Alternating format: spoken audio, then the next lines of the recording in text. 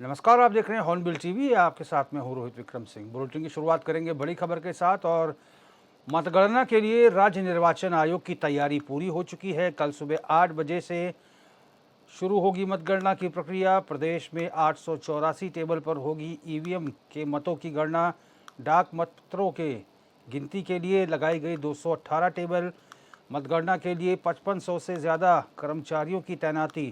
19 अप्रैल को हुआ था उत्तराखंड में प्रथम चरण में मतदान। तो मतगणना की तैयारी पूरी हो चुकी है।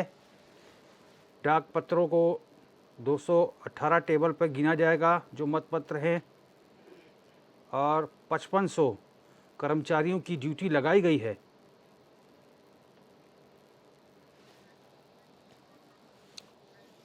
और अरुण सैनी हमारे संवाददाता ज़्यादा जानकारी के साथ फोन लाइन पर जुड़ गए हैं। अरुण, मतगणना की क्या तैयारी है चुनाव आयोग की, बताएं।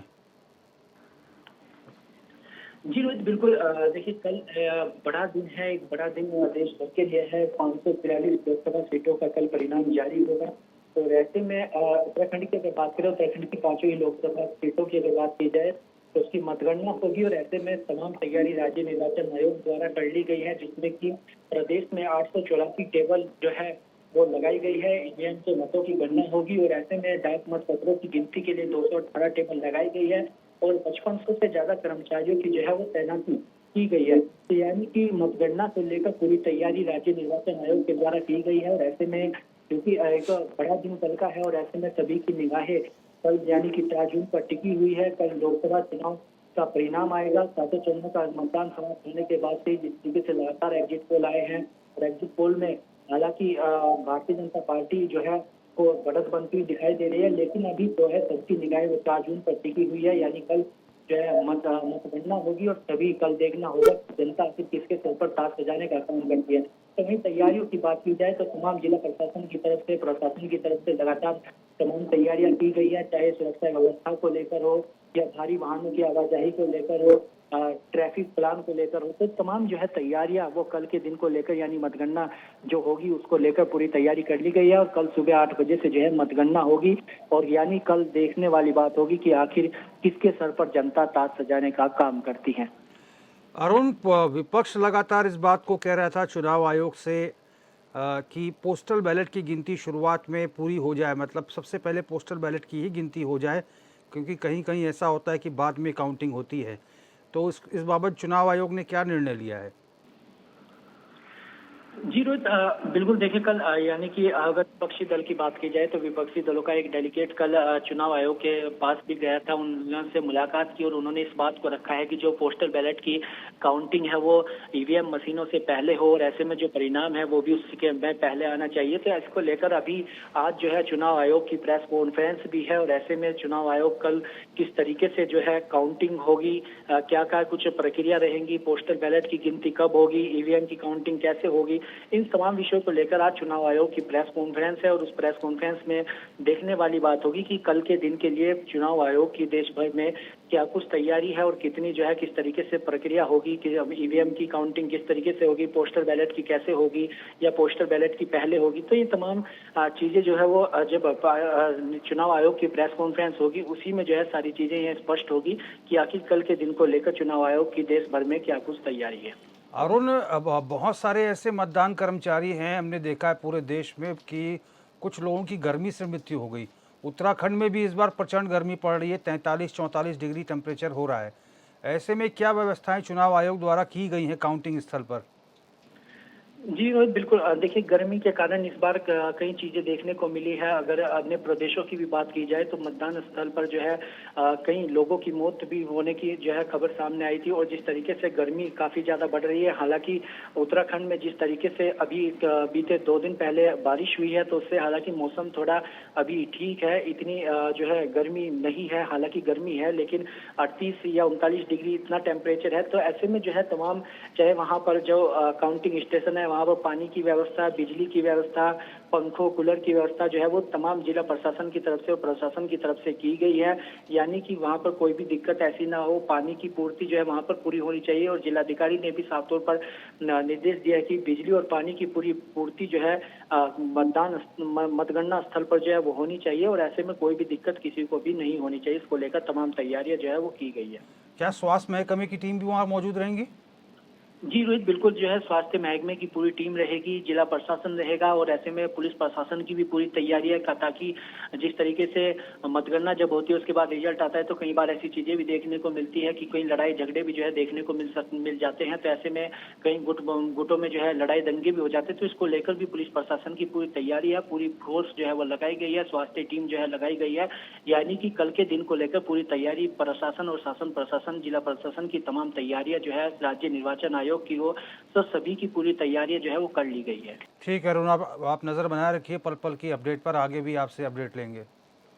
आगे बढ़ेंगे। बड़कोट तहसील के अंतर्गत ग्राम पंचायत डारसो में 29 मई को भारी आंधी तूफान ने ग्रामीणों की आवासीय छानियों को क्षतिग्रस्त कर दिया, जिसकी सूचना उन्होंने आपदा प्रबंधन हेल्पलाइन और उप जिलाधिकारी को लिखित रूप में दी। बावजूद इसके राजस्व पटवारी दारसों अभी तक मौके पर नहीं पहुंचे।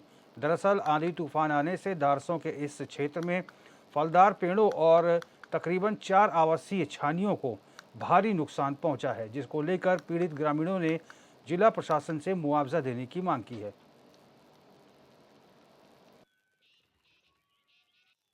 समस्या तो बहुत है साहब। 2024 का 29 मई का 5 बजे का टाइम है। आंधी तूफान कारण से हमारा छत मकान उखड़ गया है सर, और हमारा जो 4-5 गांव का आदमियों का जो छत भी उड़ गई है। ऐसी समस्या सबकी है। और हमारा जो मैं सरकार से बहुत ये करता हूँ कि थोड़ा गरीब आदमी की ये रियायत करे, और जो हमने इसके लिखित रूप में एसडीएम को भी दिया है, कंट्रोल रूम में दिया है, हमारे अभी तक कोई सुना ही नहीं है। तो सरकार से यही है कि हमारा जो थोड़ा हेल्प किया जाए। और अरविंद थपलियाल हमारे साथ फोन लाइन पर संवाददाता हमारे जुड़ गए हैं। अरविंद, प्रशासन की लापरवाही देखने में आई है, कितना नुकसान हुआ है ग्रामीणों को, और आखिर में प्रशासन क्यों कुंभकर्णी नींद में सोया हुआ है? देखिए रोहित, 29 इसी 29 मई की घटना है, और तकरीबन तीन तीन चार आवासीय मकान थे जिसमें जो है लोग रहते हैं, और आंधी तूफान से क्षतिग्रस्त हुई है। उप जिलाधिकारी बड़कोट को ग्रामीणों ने इसकी सूचना की थी, लेकिन राजस्व पटवारी अभी तक मौके पे नहीं पहुंचे हैं। और इसमें राजस्व पटवारी, जो कि ग्रामीणों ने बताया कि राजस्व पटवारी बताते हैं कि आवासीय जो इस तरह की छानियां होती हैं उनका कोई मुआवजा नहीं दिया जाता है। ये बड़ी चिंताजनक बात है कि जिसमें लोग रह रहे हैं, जिनमें लोगों के पशु रह रहे हैं, और पहाड़ में आप समझ सकते हैं कि पहाड़ की जो दिनचर्या है इन्हीं पशुपालन से और कृषि से ही यहाँ का जो लोगों की दिनचर्या चलती है। और इस प्रकार की बयानबाजी या राजस्व पटवारी के द्वारा ये बड़ा चिंताजनक विषय है। ठीक है अरविंद, बहुत बहुत धन्यवाद तमाम इनपुट्स के लिए। लोकसभा निर्वाचन 2024 की मतगणना के लिए चुनाव आयोग ने जम्मू कश्मीर कैडर की आईएएस अधिकारी शीतल नंदा को जिले की 3 विधानसभा क्षेत्रों के लिए मतगणना प्रेक्षक नियुक्त किया है। इसी के चलते मतगणना प्रेक्षक शीतल नंदा जिला मुख्यालय उत्तरकाशी पहुंची, जहां उन्होंने राजकीय कीर्ति इंटर कॉलेज में पुरोला, यमुनोत्री और गंगोत्री विधानसभा निर्वाचन क्षेत्र के मतगणना केंद्रों का निरीक्षण किया और मतगणना की तैयारियों का जायजा लिया।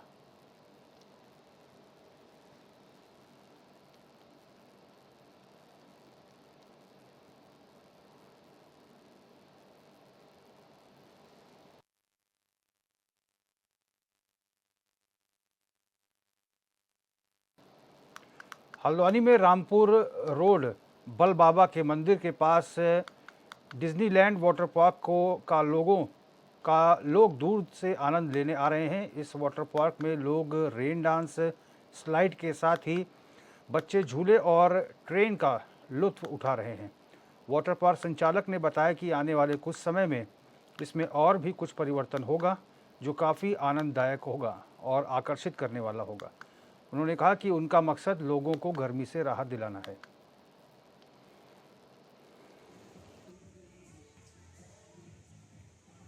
सिंह देव है और हम रुद्रपुर से आए हैं अपनी फैमिली के साथ वाटर पार्क में एंजॉय करने के लिए। और हमने इसके बारे में अभी उसमें सोशल मीडिया में देखा था, तो उसकी वजह से हम लोग आए हैं, पता चल पाया कि यहाँ पर नया बना है ये अभी, तो एंजॉय करने के लिए आए हैं फैमिली के साथ। और काफ़ी फैसिलिटी है यहाँ पर अभी, इस हिसाब से अब देखते हैं, अब तो जा रहे हैं हम लोग। पहाड़ी क्षेत्रों के जंगलों में आग लगने का सिलसिला थमने का नाम नहीं ले रहा है। नंदा देवी राष्ट्रीय पार्क जोशीमठ के रिजर्व फॉरेस्ट कंपार्टमेंट 1 सेलंग झड़कूला के जंगलों में लगी आग के चलते क्षेत्र में धुएं का गुबार फैल गया। आग पर काबू पाने के लिए पार्क प्रशासन ने अपनी पूरी ताकत झोंक दी है, जिसके चलते करीब 18 घंटों की जद्दोजहद के बाद वन कर्मियों, SDRF, fire brigade, Joshimath police और सेलंग गांव के ग्रामीणों ने इन धधकते जंगलों की आग पर काबू पाया।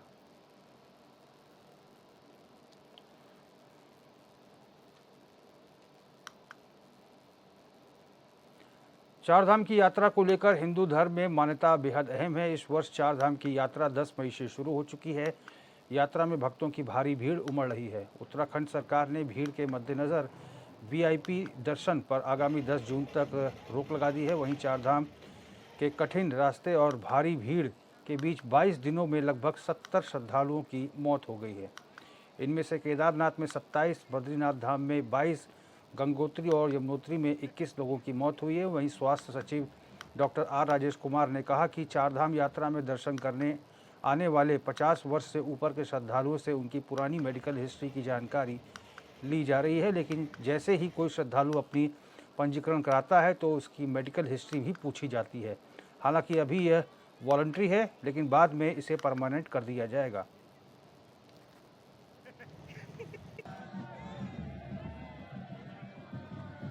और जब भी कोई यात्री टूरिज्म डिपार्टमेंट के चारधाम वेबसाइट में अपने आप को दर्ज करता है तो उसमें एक पॉपअप आता है जिसमें उसके हेल्थ रिलेटेड पैरामीटर्स की भी जानकारी ली जाती है। तो ये फिलहाल अभी वॉलंटरी है, लेकिन आने वाले समय में हम इसको कंपलसरी बनाने की कोशिश कर रहे हैं और एक चारधाम हेतु हेल्थ ऐप भी हम लोग अभी डेवलप कर रहे हैं, तो जिसको जल्दी हम लोग धरातल पे ले आएंगे। देखिए, जहाँ तक डेथ्स का मामला है, मैं आपको बताना चाहूँगा कि जो फैसिलिटी में जो डेथ हुई, जो हॉस्पिटल्स में डेथ हुई थी, उनकी संख्या काफ़ी कम है और ज़्यादातर जो है वो बॉट डेड है। और जो भी कोमॉर्बिड पेशेंट्स हैं उनसे हम इस प्रकार का एक अंडरटेकिंग भी हम लोग लेते हैं कि वो यात्रा से जुड़े हुए जितने भी रिस्क हैं उनको भलीभांति उनको ज्ञात है और वो अपने रिस्क। आगे बढ़ेंगे। विश्व विख्यात केदारनाथ धाम में एक अनोखा दृश्य देखने को मिला जब पहली बार वायुसेना के चिनूक हेलीकॉप्टर से महिंद्रा थार केदारनाथ धाम पहुंची।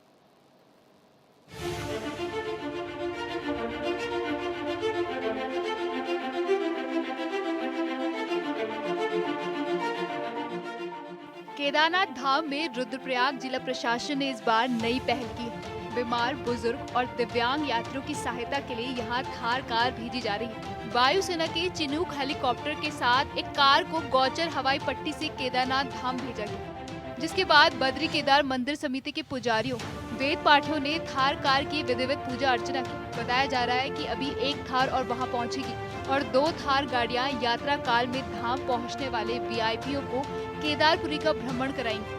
साथ ही हेलीपैड से बुजुर्ग और दिव्यांग श्रद्धालुओं को मंदिर तक पहुंचाने में मदद मिलेगी। यात्रा काल में किसी के घायल होने पर उसे हेलीपैड तक पहुंचाने का काम भी ये कार करेगी। केदारनाथ धाम में थार पहुंचने के बाद से ही सियासत गर्मा गई। कांग्रेस लगातार सरकार पर हमलावर है। कांग्रेस प्रदेश उपाध्यक्ष मथुराजन जोशी का कहना है कि सरकार ने हमेशा ही धार्मिक स्थल की पवित्रता में कुठाराघात करने का काम किया है। मोदी जी आते हैं तो गर्भगृह में चप्पलों में चले जाते हैं और अब सरकार ने ये अनुमति दे दी है कि थार से मंदिर तक जा सकते हैं, जिसकी जरूरत नहीं। उन्होंने कहा कि इससे डंडी कंडी का काम करने वाले लोगों के रोजगार पर भी प्रभाव पड़ेगा। सरकार गरीबों के पेट में लात मारने का काम कर रही है। उन्होंने कहा कि सरकार को अगर इतनी चिंता है तो केदारनाथ के नजदीक रामबाड़ा तक मोटर मार्ग बना दे, लेकिन सरकार मंदिरों में भी राजनीति कर रही है। कांग्रेस इसका विरोध करती है और सरकार से मांग करती है कि इसे तत्काल रोका जाए ताकि स्थानीय लोगों के रोजगार पर प्रभाव न पड़े। देखिए, जिस तरीके से केदारनाथ मंदिर में थार पहुंचाई गई है, SUV पहुंचाई गई है, उससे निश्चित रूप से मंदिर की पवित्रता को भंग करने का काम सरकार ने किया है। और जिस तरीके से अगर थार वहां पहुंचेगी, निश्चित रूप से स्थानीय रोजगार को भी प्रभावित करेगी। सरकार पूंजीपतियों को आगे बढ़ाना चाहती है, गरीब के पेट में लात मारने का काम करती है। केदारनाथ मंदिर में जो डांडी कांडी चलाने वाले लोग हैं, जो डोली चलाने वाले लोग हैं, अपना पेट पालने का काम वो करते हैं। सरकार ने ऐसे लोगों के पेट में लात मारने का काम किया है। केदारनाथ में वैसे ही पंडा पुरोहित आक्रोशित हैं, उनकी संपत्तियों का विवाद अभी तक सरकार ने नहीं सुलझाया है। उनके घरों के आगे बड़े बड़े खड्डे खोद दिए गए हैं, वो भी हड़ताल में है। सरकार को ये भी देखना चाहिए। और हमारा आरोप है कि ये सरकार बार बार मंदिरों में की पवित्रता को भंग कर रही है और VIP कल्चर वहाँ पर स्थापित करने जा रही है। हमारी मांग है कि SUV को तत्काल वहाँ से हटाया जाए और स्थानीय लोगों को रोजगार उपलब्ध वहाँ पर कराया जाए। वहीं दूसरी तरफ बीजेपी का कहना है कि श्रद्धालुओं की सहूलियत के लिए कदम उठाया गया है। बीजेपी प्रदेश प्रवक्ता हनी पाठक का कहना है कि केदारनाथ के स्वरूप को खतरा नहीं हो सकता क्योंकि वो सृष्टि के रचयिता है। जहाँ तक थार की बात है तो ये सुविधा हेलीपैड से मंदिर तक के लिए है, सिर्फ उन लोगों के लिए है जो केदारनाथ में जाकर किसी बीमारी के कारण दिक्कत में हो, दिव्यांग हो या असमर्थ हो। उन्होंने कहा कि आपातकालीन स्थिति में ही थार का उपयोग किया जाएगा, अन्यथा नहीं। हनी पाठक ने कहा कि बड़ी संख्या में यात्री गण आ रहे हैं, उन्हें परेशानी न हो इसके लिए सुचारू रूप से दर्शन करने के लिए व्यवस्था बनाई गई है। इसकी विपक्ष को सराहना करनी चाहिए, न कि आरोप लगाने चाहिए। देखिए, ऐसा केदारनाथ जी के स्वरूप को कभी भी किसी भी प्रकार का खतरा हो ही नहीं सकता क्योंकि वो सृष्टि के रचयिता है। और जहां तक थार की बात है तो वो हेलीपैड से मंदिर तक के लिए सिर्फ उन लोगों के लिए है जो लोग किसी बीमारी से अचानक केदार भूमि में जाने के बाद त्रस्त हो चुके हों, या तो जो विकलांग हो, जिनको असमर्थता दिखाई दे रही हो, इस तरीके के लोगों के लिए इमरजेंसी की हालात में उस थार का प्रयोग किया जाएगा। तो उसको अन्यथा नहीं लेना चाहिए। ये तो इनको खुद सोचना चाहिए कि केदारनाथ जैसी जगह पर कभी ऑक्सीजन किसी को नहीं पहुंच पाता है पर्याप्त मात्रा में, तो वो मौत के निकट पहुंच जाता है। तो इस तरीके की चीजों को दूर करने के लिए थार का उपयोग किया जा रहा है। तो उनको तो इसकी सराहना करनी चाहिए कि हमारे जो यात्रीगण यहाँ पर आ रहे हैं, जो हमारे श्रद्धालुगण यहाँ पर हमारे देवभूमि में आ रहे हैं, उनको किसी भी प्रकार से परेशानी का सामना न करना पड़े, उनको किसी भी प्रकार से मृत्यु का सामना न करना पड़े। इसको देखते हुए उनको सुचारू रूप से दर्शन करने की जो व्यवस्था हमने बनाई है, उससे उनको सराहना करनी चाहिए, न कि इस प्रकार का आरोप लगाना चाहिए। एक तरफ जहां कांग्रेस केदारनाथ धाम में थार के संचालन का विरोध कर रही है, तो वहीं बीजेपी थार के जरिए यात्रियों को सुविधा पहुंचाने का दावा कर रही है। अब देखना ये होगा कि आगामी दिनों में थार के माध्यम से यात्रा कितनी सुचारू बन पाती है। Bureau report, hornbill TV.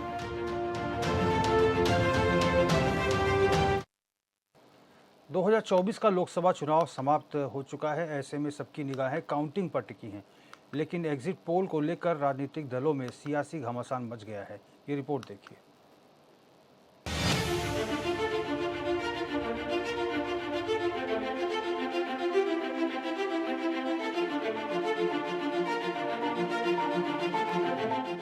Lok Sabha चुनाव 2024 के आखिरी चरण का मतदान समाप्त होते ही तमाम राजनीतिक दलों ने अपनी अपनी जीत के दावे पेश करने शुरू कर दिए। बीजेपी और कांग्रेस दोनों ही दल अपने अपने दावे कर रहे हैं। Bharatiya Janata party exit poll को देखकर 400 पार के नारे को एक बार फिर दोहरा रही है।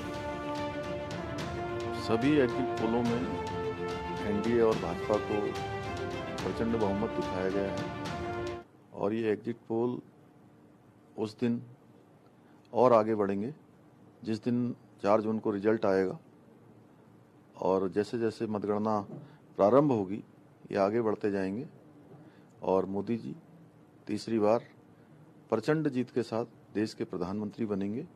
ये जीत भारत के मोदी जी के 140 करोड़ परिवारजनों की जीत है, उनकी नीति और नीयत की जीत है।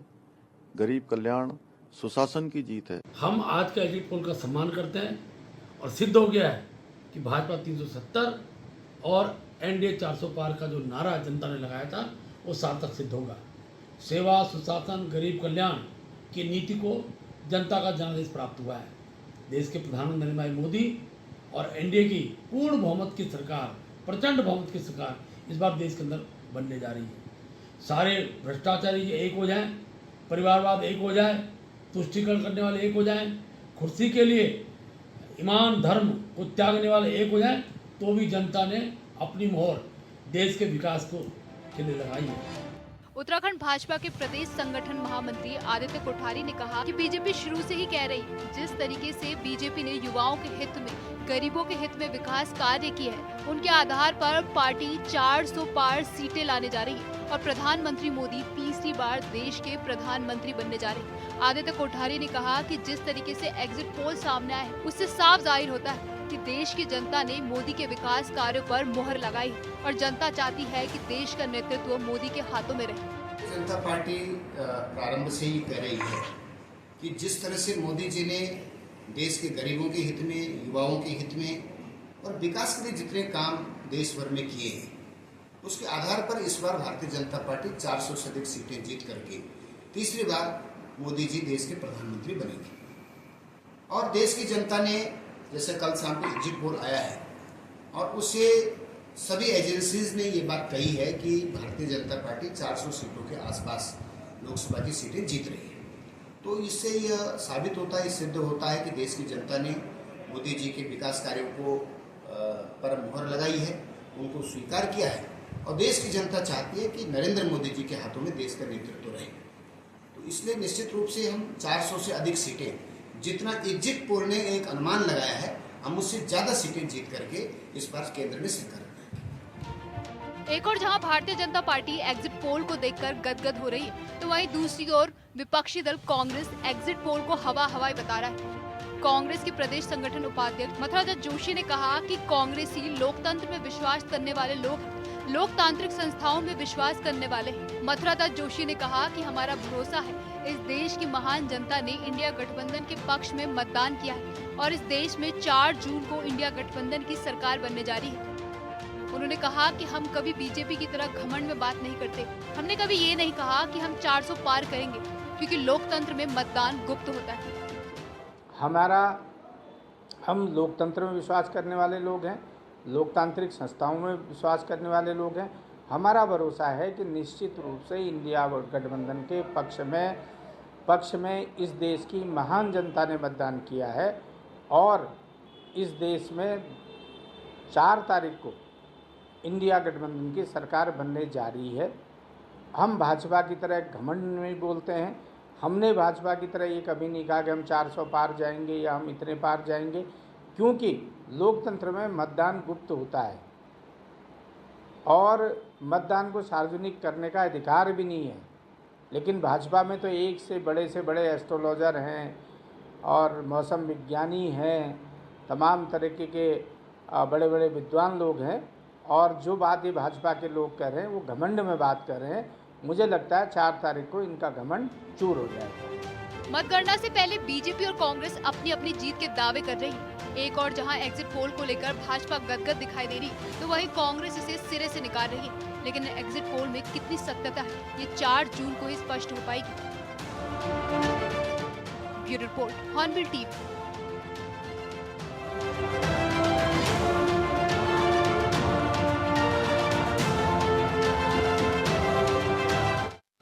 बुलेटिन में फिलहाल मेरे साथ बस इतना ही। देश और प्रदेश की तमाम बड़ी खबरों के लिए आप देखते रहिए हॉर्नबिल टीवी। नमस्कार।